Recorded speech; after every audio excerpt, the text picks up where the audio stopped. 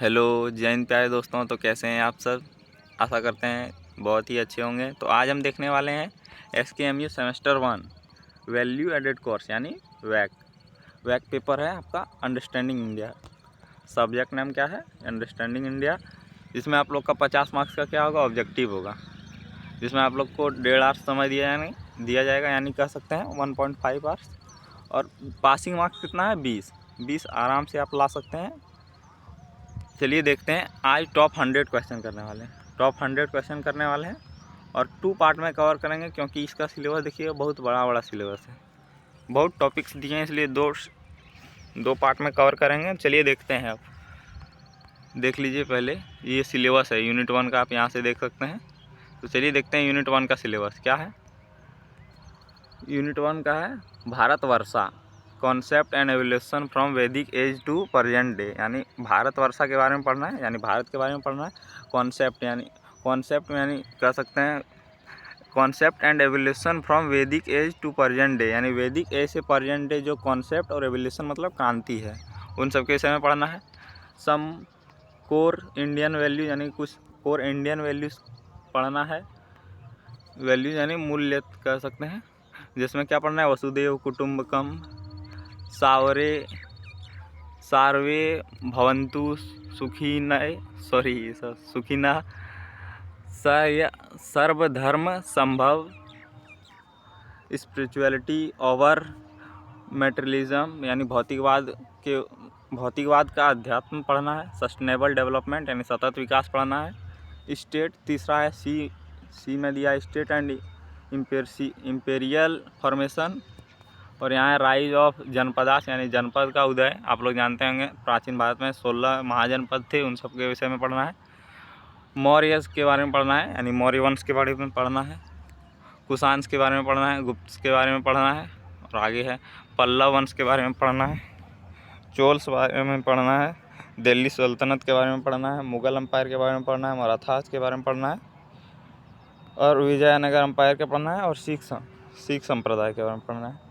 Unity in diversity यानी विविधता में एकता पढ़ना है, जिसमें लैंग्वेज पढ़ना है, एथिक्स पढ़ना है यानी नैतिकता, ग्रुप्स पढ़ना है, वर्ना सिस्टम यानी वर्ण व्यवस्था कैसी थी, कास्ट सिस्टम यानी जाति व्यवस्था रिलीजियन, कस्टम यानी धर्म, रीति रिवाज, ट्रेडिशन परंपरा, family, kinship and community in Indian society, यानी इंडियन सोसाइटी में कैसा समाज था। और ई नंबर सिलेबस में क्या है? गुरुकुल सिस्टम पढ़ना है, जिसमें तक्षशिला, नालंदा एंड विक्रमशिला पढ़ना है। इन सब के विषय में गुरुकुल में क्या किया जाता था? प्राचीन भारत में शिक्षा कैसे दी जाती थी? तो गुरुकुल परंपरा होती थी, तो उसी के विषय में पढ़ना है। तो उस सब में कौन कौन पढ़ना है? तक्षशिला पढ़ना है, नालंदा पढ़ना है और विक्रमशिला पढ़ना है। ये सब विद्यालय थे प्राचीन भारत के।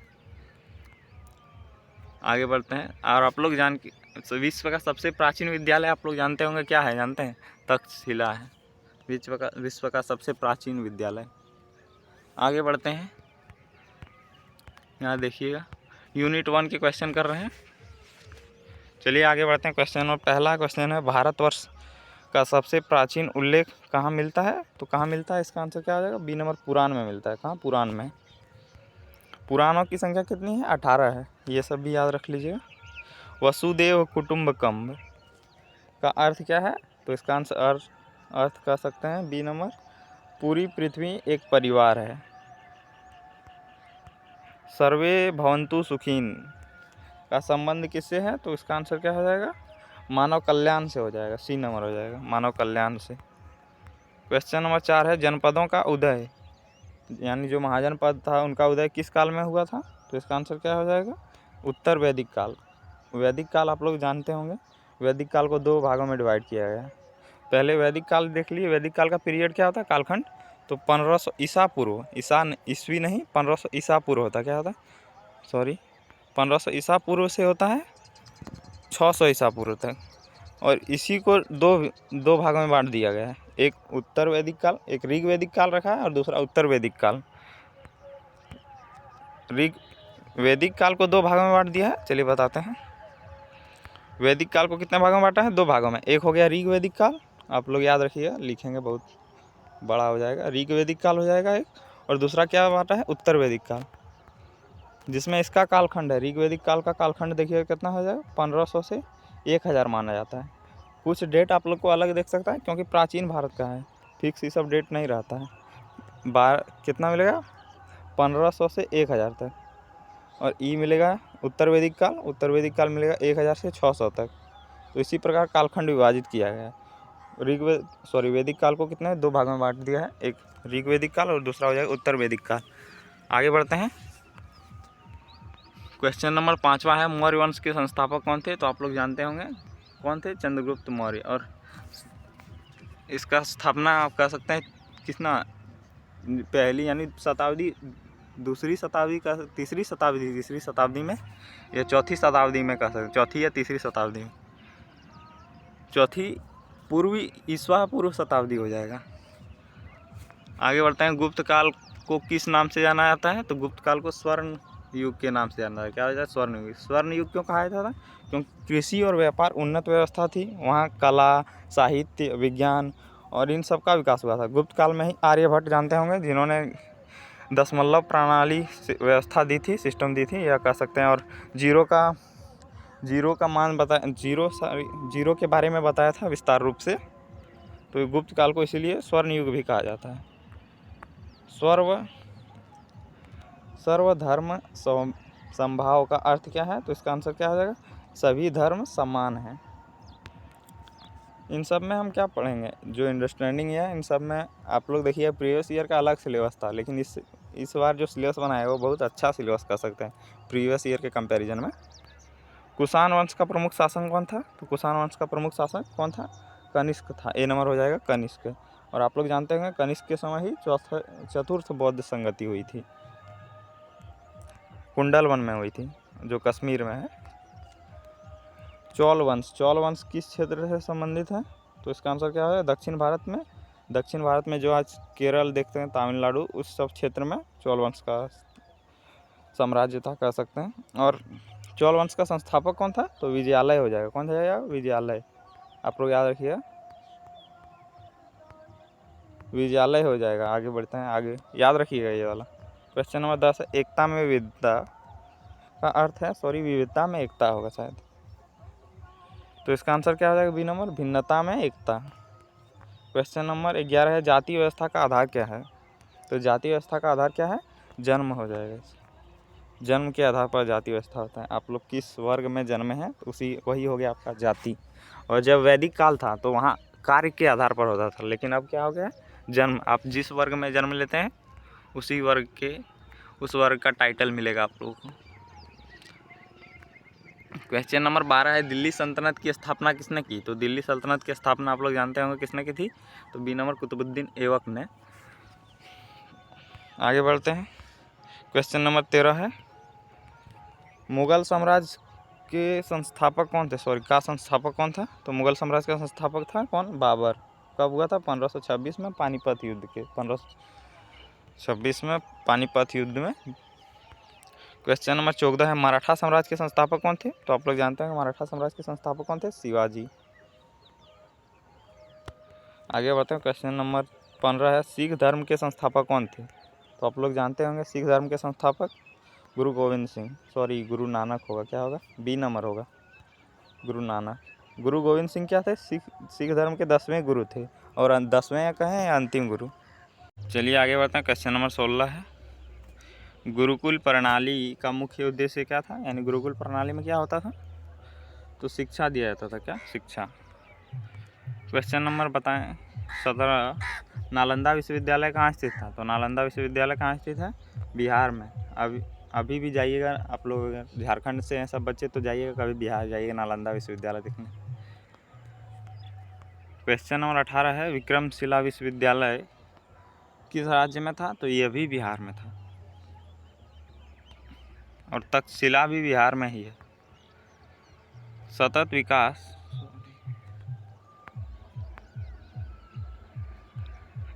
विकास का अर्थ क्या है? तो सतत विकास का अर्थ बी नंबर, पर्यावरण के साथ विकास करना है। क्वेश्चन नंबर 20 है, धर्म का अर्थ क्या है? तो धर्म का अर्थ क्या होता है?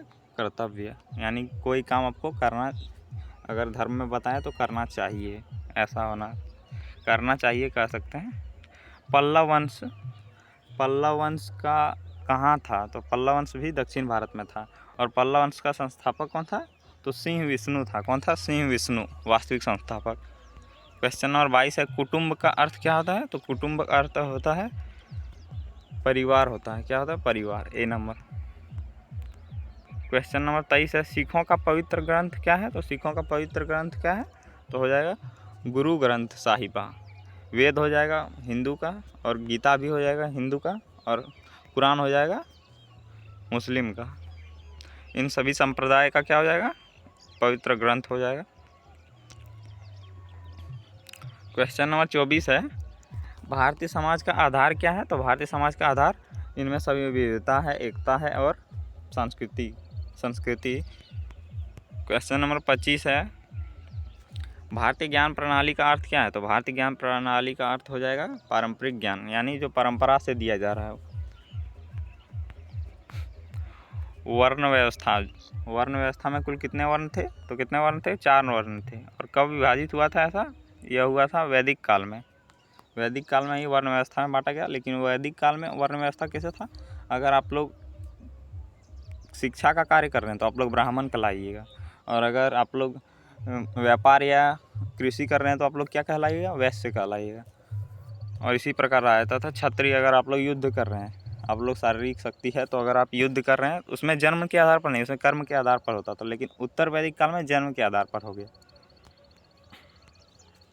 शिवाजी का राज्य मुख्यतः कहाँ था? तो शिवाजी का राज्य कहाँ था? हो जाएगा महाराष्ट्र। आप लोग जाइए, कहीं भी गए होंगे महाराष्ट्र तो देखे होंगे शिवाजी का राज्य वहीं था, महाराष्ट्र में। क्वेश्चन नंबर 2 है, विक्रमादित्य किसे कहा जाता था? विक्रमादित्य किसे कहा जाता था? चंद्रगुप्त द्वितीय को। ये गुप्त वंश के शासक हैं। गुप्त वंश के चंद्रगुप्त द्वितीय और चंद्रगुप्त समुद्रगुप्त। क्वेश्चन नंबर 29 है, वैश्य किस कार्य से संबंधित थे? तो वैश्य किस कार्य से संबंधित थे? तो इसका आंसर क्या आ जाएगा? व्यापार और कृषि से। क्वेश्चन नंबर 30 है, विश्व के सबसे प्राचीन विश्वविद्यालय कौन सा है? तो आप लोग को बताए थे।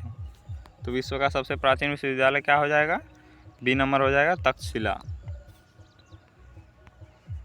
आगे बढ़ता है। क्वेश्चन नंबर 31 है, विजयनगर साम्राज्य की स्थापना किसने की? तो हरिहर और बुक्का ने की थी। और कब की थी? 1336 ईस्वी में। 1336 ईस्वी में। ये सब दोनों भाई थे। और विजयनगर साम्राज्य में 4 वंशों ने शासन किया। क्वेश्चन नंबर है 32, अमरनाथ यात्रा किस राज्य में होती है? तो अमरनाथ यात्रा कहाँ होती है? जम्मू कश्मीर होती है। कहाँ? जम्मू कश्मीर में। 4 धाम में कौन शामिल नहीं है? तो 4 धाम में कौन शामिल नहीं है? वाराणसी हो जाएगा। बद्रीनाथ, देखिए 4 धाम में 4 मंदिर है, और चारों धाम कहाँ कहाँ हो जाए? चारों धाम चारों दिशा में। एक बद्रीनाथ कहाँ है? बद्रीनाथ है उत्तराखंड में। कहाँ? उत्तराखंड में। द्वारका कहाँ है? गुजरात में। पुरी कहाँ है? पुरी हो जाएगा उड़ीसा में। आप लोग जानते होंगे। देखिए ये हो गया बद्रीनाथ। कहाँ हो गया? पूर्व में, एकदम उत्तर में कह सकते हैं। उत्तराखंड है, उत्तर में है। द्वारिका कहाँ है? गुजरात यानी एकदम पश्चिम में। पुरी कहाँ है? पूर्व यानी उड़ीसा में है। और एक होता है कमलेश्वर मंदिर कहाँ है? वो हो जाएगा तमिलनाडु। ये चारों धाम है। सॉरी, कमलेश्वर नाम देखिएगा, नाम शायद कुछ और होगा, लेकिन और तमिलनाडु में है। यानी चारों धाम भारत के चारों दिशा से मिलाकर उन्हीं को चारों धाम कहा जाता है। आप लोग याद रखिए रिलेट करके। गंगा नदी का उद्गम कहाँ है? तो गंगा नदी का उद्गम होगा गंगोत्री। आगे बढ़ते हैं। क्वेश्चन नंबर 35 है, संस्कृति शब्द का सही अर्थ है? संस्कृति शब्द का सही अर्थ क्या हो जाएगा? जीवन शैली और परंपरा। क्वेश्चन नंबर 36 है, जाति शब्द की उत्पत्ति किससे हुई? तो इसका आंसर क्या हो जाएगा? सी नंबर, जन्म से। क्वेश्चन नंबर 37 है, धर्मनिरपेक्षता का क्या अर्थ है? तो इसका आंसर क्या हो जाएगा? बी नंबर, सभी धर्मों का समान। क्वेश्चन नंबर 38 है, लोकतंत्र में शक्ति किसके पास होती है? तो शक्ति जनता के पास होती है। लेकिन जनता के पास शक्ति कब होती है? केवल इलेक्शन में। और इलेक्शन के बाद किसके पास होती शक्ति है? सरकार के पास। लेकिन होना चाहिए किसके पास? जनता के ही पास। लेकिन सरकार के पास 10 दिन रहता है सरकार आपका गुलाम। उसके बाद 4 साल कह सकते हैं, 4 साल बचे 10 दिन को माइनस कर दिए, यानी 4 साल 355 दिन आपको गुलाम रखता है, हम लोगों को। क्वेश्चन नंबर 39 है, समाज के निर्माण किससे होता है? तो समाज का निर्माण किससे होता है? बी नंबर, व्यक्तियों के समूह से।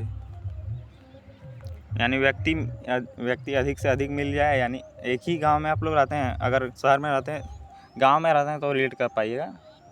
तो क्या हो जाएगा, अगर व्यक्ति से व्यक्ति मिल जाए तो क्या हो जाएगा, वो समूह बन जाएगा, समाज बन जाएगा।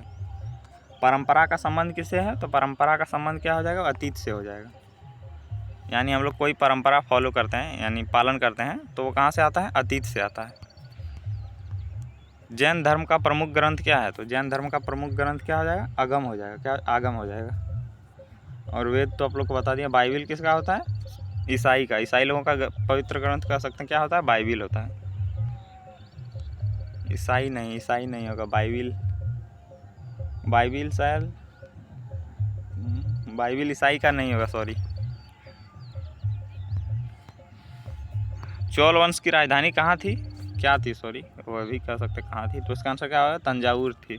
आप लोग को चोल वंश का संस्थापक क्या बताए थे, कमेंट करके बताइएगा। संस्थापक कौन था। आश्रम प्रणाली का उद्देश्य क्या था, तो आश्रम प्रणाली, यही शिक्षा प्रणाली जो होता था उसमें आश्रम दिया था, तो उसका उद्देश्य क्या था, शिक्षा और जीवन प्रशिक्षण, यानी शिक्षा भी देना था और जीवन को कैसे व्यतीत करना था। क्वेश्चन नंबर 44 है, अहिंसा का अर्थ है, तो ये आप लोग जानते हैं, अहिंसा का अर्थ होता है हिंसा का त्याग। यानी हिंसा मतलब क्या होता है, मारपीट, खून खराबा, तो वही सब का त्याग करना। शांति का अर्थ क्या है, तो सॉरी, स्थिरता और सद्भाव हो जाएगा। इसका आंसर क्या होगा, स्थिरता और सद्भाव, सी नंबर। क्वेश्चन नंबर 46 है, भारत नाम किस प्राचीन राजा से जुड़ा है, तो इसका आंसर क्या हो जाएगा, भारत, राजा भरत। आप लोग जानते होंगे महाभारत के सबसे, रामायण में 4 भाई थे, तो उन्हीं में से जो सबसे बड़ा भाई था क्या था, भरत, उसी के नाम पर भारत पड़ा है। इतिहास का मुख्य उद्देश्य क्या है, तो इतिहास का मुख्य उद्देश्य है अतीत का अध्ययन, यानी जो आपके पास्ट में हुआ है उन सब का अध्ययन करना। क्वेश्चन नंबर 48 है, संविधान क्या होता है, तो संविधान कानूनों का समूह होता है। विक्रमशिला विश्वविद्यालय किस राज्य में, तो ये शायद क्वेश्चन हो गया है, बिहार होगा, कहाँ होगा, सॉरी नहीं, बिहार तो नहीं होगा, वो बिहार ही होगा, ए नंबर आंसर होगा, बिहार होगा। ये क्वेश्चन शायद रिपीट हो गया था। 49 नंबर। 50 नंबर क्वेश्चन है, संस्कृति कैसे विकसित होती है, तो संस्कृति परंपरा और अनुभव से। क्वेश्चन नंबर 51 है, मौर्य साम्राज्य की राजधानी कहाँ थी, तो कहाँ थी, आप लोग जानते होंगे, पाटलिपुत्र थी। आगे बढ़ते हैं। क्वेश्चन नंबर 52 है, अशोक ने किस धर्म को अपनाया था, तो अशोक ने बौद्ध धर्म को अपनाया था और काफ़ी प्रचार भी किया था, स्तूप भी लिखा था, स्तूप, और धम्म का भी प्रचार किया था। समुद्रगुप्त किस वंश थे, तो किस वंश थे, तो आप लोग को बताएंगे, तो गुप्त वंश का, गुप्त वंश। समुद्रगुप्त भारत का नेपोलियन भी कहा जाता है, आप लोग याद रखिएगा, समुद्रगुप्त को क्या भारत का नेपोलियन भी कहा जाता है। अकबर किस वंश से संबंधित था, ये तो आप लोग जानते हैं, मुगल हो जाएगा, क्या हो जाएगा, मुगल वंश। दीन ए इलाही की स्थापना किसने की थी, तो दीन ए इलाही की स्थापना किसने की थी, बी नंबर अकबर ने की थी। क्वेश्चन नंबर 56 है, संस्कृत भाषा किस प्रकार की है, तो संस्कृत की भाषा बी नंबर प्राचीन भाषा हो जाएगी, कैसी हो जाएगी, प्राचीन भाषा है। अब भारत में बहुत कम लोग देखें तो एक दिन 0.4% लोग संस्कृत बोलते हैं, और जो प्राचीन में हम लोग संस्कृत ही बोला जाता था भारत में। आर्य, आप लोग जानते हैं, वैदिक काल में आर्य के बारे में पढ़ा हूँ, तो आर्य जो थे वो सब क्या बोलते थे, संस्कृत ही बोलते थे। और आप लोग जानेंगे चोल वंश भी संस्कृत ही बोलते थे। अब लेकिन भारत में संस्कृत भाषा का लुप्त हो गया है। भारत में भाषाओं की स्थिति कैसी है, तो भारत में भाषाओं की स्थिति कैसी है, सी नंबर, अनेक भाषाएं हैं। भारत में जानते हैं आप लोग, अनुसूची में कितना भाषा दिया है, 22 भाषाओं को मान्यता दिया है राज्य भाषा का। परिवार समाज की कौन सी इकाई है, तो परिवार समाज की बी नंबर सबसे छोटी इकाई है। परिवार समाज की कौन सी इकाई, समाज की सबसे छोटी इकाई हो जाएगी व्यक्ति, ये हो सकता है मध्यम इकाई होगा, बी नंबर, सॉरी। तो सब देखिए, व्यक्ति हो जाएगा, उसके बाद बनेगा परिवार, उसके बाद बनेगा समाज, तो यह हो जाएगा, कैसे हो जाएगा, बी हो जाएगा, इसका आंसर हो जाएगा सी नंबर। और सबसे छोटी इकाई क्या हो जाएगी, सबसे छोटी इकाई हो जाएगी व्यक्ति, यानी एक व्यक्ति से क्या बनता है, परिवार बनता है, परिवार से क्या बनता है, समाज बनता है। क्वेश्चन नंबर 59 है, समुदाय का अर्थ है, समुदाय का क्या अर्थ है, तो इसका आंसर क्या आ जाएगा, समुदाय का अर्थ है बी नंबर, समूह। रिश्तेदारी किससे संबंधित है? तो रिश्तेदारी किससे संबंधित है? समाज से। और एक आप लोग को मिलेगा किन। किन होता है रूट वर्ड। आप लोग अगर इंग्लिश पढ़ेंगे तो किन होता है रूट वर्ड, जिसका मतलब ही होता है सगा संबंधी।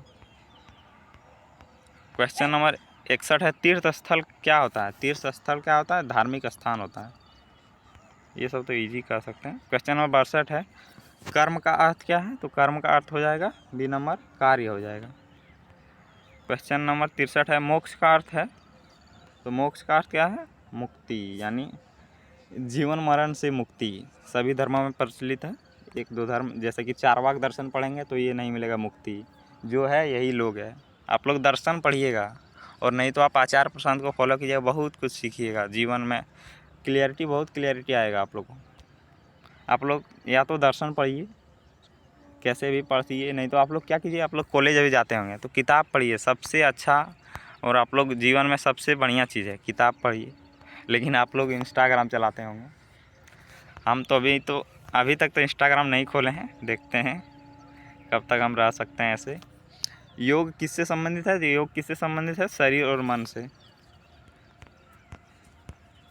क्वेश्चन नंबर 65 है, ध्यान का मुख्य उद्देश्य क्या है? तो ध्यान का मुख्य उद्देश्य क्या हो जाएगा? बी नंबर एकाग्रता। क्वेश्चन नंबर 66 है, आध्यात्मिकता का संबंध किससे है? तो आध्यात्मिकता का संबंध बी नंबर आत्मा से है। क्वेश्चन नंबर 67 है, भौतिकवाद। भौतिकवाद का अर्थ क्या है? तो वस्तुओं पर जोर। यह भौतिकवाद किस पर जोर देता है? वस्तुओं पर जोर देता है। और इस चारवाक दर्शन इसी पर आधारित है। आप लोग पढ़िएगा चारवाक दर्शन। दर्शन पढ़िएगा, कौन कौन दर्शन पढ़िएगा? एक वेदांत पढ़िएगा, एक चारवाक। ठीक है, मॉडर्न युग के लिए चारवाक बना है, लेकिन सबसे आपको क्या पढ़ना चाहिए? वेदांत पढ़ना चाहिए। वेदांत या उसको क्या कहते हैं? उत्तरी मीमांसा। उत्तरी मीमांसा को ही क्या कहा जाता है? वेदांत कहा जाता है। तो आप लोग ज़रूर पढ़िएगा। आगे है क्वेश्चन नंबर 68 है, संतुलन का अर्थ होता है? तो संतुलन का अर्थ क्या होता है? तो बराबरी हो जाएगा। क्या हो जाएगा? संतुलन मतलब बराबरी हो गया। क्वेश्चन नंबर 69 है, पर्यावरण क्या है? तो पर्यावरण क्या हो जाएगा? हमारे आसपास के वातावरण। ये क्लास 8 में डेफिनेशन यही दिया है, परिभाषा कह सकते हैं। पर्यावरण का डेफिनेशन क्लास 8 में यही दिया है। हमारे आसपास के पदार्थ को वातावरण को क्या कहते हैं? पर्यावरण कहते हैं। क्वेश्चन नंबर 70 है, प्रकृति में क्या शामिल है? तो प्रकृति में क्या शामिल है? डी नंबर हो जाएगा सभी। पेड़ पौधे शामिल हैं, जल शामिल है, जीव जंतु शामिल हैं। क्वेश्चन नंबर 71 है, जल संरक्षण क्यों आवश्यक है? क्योंकि जीवन के लिए जल के बिना जीवन असंभव है, कह सकते हैं, एकदम है ही, कह सकते हैं क्या। क्वेश्चन नंबर 72 है, वृक्षारोपण का मुख्य लाभ क्या है? तो वृक्षारोपण का मुख्य लाभ क्या हो जाएगा? पर्यावरण संरक्षण, बी नंबर। आप लोग भी पेड़ लगाइए, 1-2 पेड़ लगाइए, कम से कम तो जीवन में लक्ष्य रखिए 10 पेड़ लगाने का। हम प्रयास करेंगे 50 से 100 पेड़ लगाने का प्रयास करेंगे। प्रयास नहीं, ठीक से 100 पेड़ लगा के रहेंगे। क्वेश्चन नंबर 73 है, आप लोग को ऐसे ही नहीं बताएंगे, अगर बाद में होगा तो आप लोग को फ़ोटो के इमेज के माध्यम से भी बताएंगे, लगाएंगे वहाँ। 73, स्वच्छता का संबंध किससे है? तो स्वच्छता का संबंध किससे है? बी नंबर स्वास्थ्य से। क्वेश्चन नंबर 74 है, शिक्षा का मुख्य उद्देश्य क्या है? शिक्षा का मुख्य उद्देश्य क्या हो जाएगा? बी नंबर विकास और ज्ञान, यानी विकास हो और ज्ञान आए, अंधविश्वास को ताकि त्याग सकें। क्वेश्चन नंबर 75 है, भारत की सबसे बड़ी पहचान क्या है? तो भारत की सबसे बड़ी पहचान क्या है? विविधता में एकता। क्वेश्चन नंबर 76, महाजन पद कितने थे? तो आप लोग को बताएं कितने थे? 16 थे। और सबसे समृद्ध महाजन पद कौन था? तो सबसे समृद्ध महाजन पद कौन हो जाएगा? मगध हो जाएगा, मगध। महाजन पद काल के किसके बाद आया? तो महाजन पद काल किसके बाद आया था? तो इसका आंसर क्या हो जाएगा? वैदिक काल के बाद आया था महाजन पद। क्वेश्चन नंबर 18 है, जनपद का अर्थ क्या है? तो जनपद का अर्थ क्या हो जाएगा? जनता के निवास क्षेत्र। आगे बढ़ते हैं। क्वेश्चन नंबर 79 है, पल्लव वंश का प्रमुख क्षेत्र कौन सा था? तो पल्लव वंश का प्रमुख क्षेत्र दक्षिण भारत था। आप लोग को बताया था पल्लव वंश यानी किस क्षेत्र में, पल्लव वंश का संस्थापक बताया था आप लोग को शुरुआत में। तो आप लोग कमेंट करके बताइए, पल्लव वंश और चोल वंश का संस्थापक।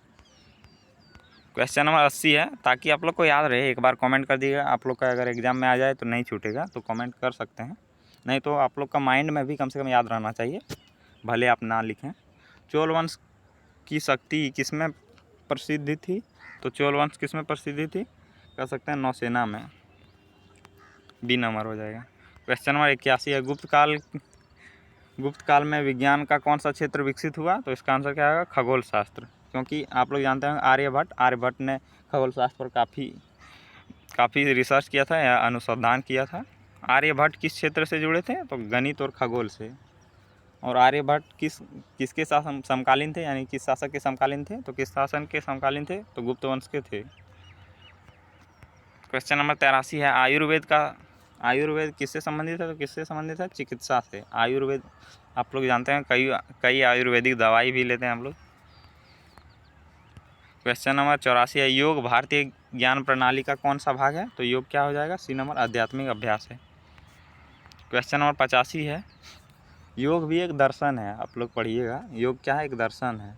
वर्ण और जाति का में मुख्य अंतर है? तो वर्ण कर्म पर आधारित है और जाति जन्म पर। क्वेश्चन नंबर 86 है, कुटुंब किसका छोटा रूप है? तो कुटुंब किसका छोटा रूप है? बी नंबर हो जाएगा, परिवार का छोटा रूप है।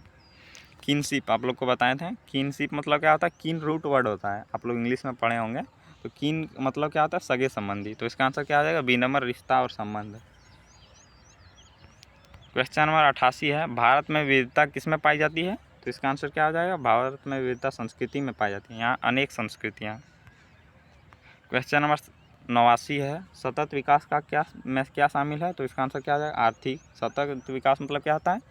संसाधन का ऐसा उपयोग ताकि भविष्य पीढ़ी, जो आने वाली पीढ़ी है, उन सब के लिए भी सीमित रहे, यानी सुरक्षित रहे। तो उसमें आर्थिक विकास भी हो, सामाजिक विकास भी हो और पर्यावरण का भी विकास हो। इस प्रकार के विकास को क्या कहते हैं? तो क्या कहेंगे? सतत विकास, सस्टेनेबल डेवलपमेंट। क्वेश्चन नंबर 90 है, क्या है? 19 हम बोल रहे थे। बी नंबर हो जाएगा, कर्तव्य और नैतिकता। क्वेश्चन नंबर 91 है, गुरुकुल प्रणाली में शिक्षा कहाँ दी जाती थी? तो कहाँ दी जाती थी? इसका आंसर होगा आश्रम या जंगल में। क्वेश्चन नंबर 92 है, नालंदा विश्वविद्यालय किस विषय के लिए प्रसिद्ध था? तो किस विषय के लिए? उच्च शिक्षा। आप लोग जानते होंगे नालंदा विश्वविद्यालय में फाहियान, आप लोग जानते हैं, एक क्या चीन यात्री था जो भारत भ्रमण के लिए, और नालंदा में शिक्षक, पहले स्टूडेंट था फिर शिक्षक बन गया था। क्वेश्चन नंबर 93 है, विक्रमशिला विश्वविद्यालय किसने स्थापित किया? तो इसका आंसर क्या आ जाएगा? बी नंबर, धर्मपाल ने। ये सब प्राचीन भारत के एकदम कह सकते हैं बहुत उन्नत व्यवस्था थी, उन्नत व्यवस्था की ज्ञान दिया जाता था। भारतीय समाज में संयुक्त परिवार का अर्थ क्या है? तो सी नंबर क्या है? कई पीढ़ियों के साथ रहना। क्वेश्चन नंबर 95 है, रीति रिवाज किसका हिस्सा है? तो रीति रिवाज बी नंबर हो जाएगा, संस्कृति का हिस्सा है। और 96 है, संस्कृति का एक मुख्य तत्व क्या है? तो संस्कृति का एक मुख्य तत्व सभी हो जाएगा, भाषा हो जाएगा, भोजन हो जाएगा, पहनावा हो जाएगा, संस्कृति। क्वेश्चन नंबर जैसे कि रिलेट कर सकते हैं संस्कृति, मतलब देखिए इस पर्व में, जैसे कि हम लोग का पर्व मनाया जाता है कुछ पर्व, तो इस पर्व में ऐसा करना चाहिए, इस पर्व में ऐसा भोजन बनाना चाहिए, तो ये क्या हो गया? संस्कृति हो गया। भारतीय ज्ञान प्रणाली में क्या शामिल है? तो भारतीय ज्ञान प्रणाली में क्या शामिल है? वेद भी शामिल है, योग भी शामिल है, आयुर्वेद भी शामिल है, इनमें सभी हैं, कह सकते हैं, डी नंबर। 98 है, पर्यावरण संरक्षण क्यों आवश्यक है? तो पर्यावरण संरक्षण जीवन संतुलन बनाए रखने के लिए। आप लोग देख सकते हैं तापमान कितना बढ़ रहा है, मार्च के महीना हो रहा है और आप लोग देख सकते हैं तापमान काफ़ी अधिक है प्रीवियस ईयर से तुलना करेंगे तो।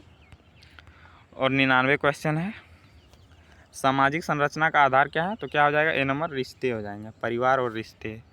क्वेश्चन नंबर 100 है, भारत की संस्कृति एकता किससे मजबूत होती है? तो सी नंबर हो जाएगा, परंपरा, त्यौहार और कला से।